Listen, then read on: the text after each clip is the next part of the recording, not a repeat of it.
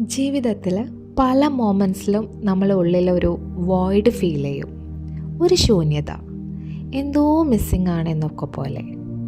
അപ്പോൾ നമ്മൾ പുറമേക്ക് നോക്കി തുടങ്ങും.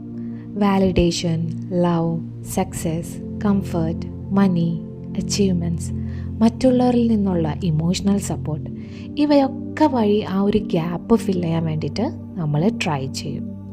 പക്ഷേ ആ ഒരു ഗ്യാപ്പ് ഫില്ല് ചെയ്യാൻ പുറത്തുള്ള ഒന്നിനും കൊണ്ട് സാധിക്കില്ല.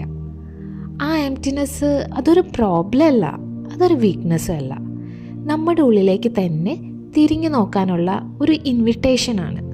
ബിക്കോസ് നമ്മളവിടെ ആക്ച്വലി അന്വേഷിച്ചുകൊണ്ടിരിക്കുന്നത് നമ്മുടേതായ ഒരു പ്രസൻസാണ്, നമ്മൾ നമ്മോട് കാണിക്കുന്ന ആ ഒരു സ്നേഹവും കരുതലുമാണ്.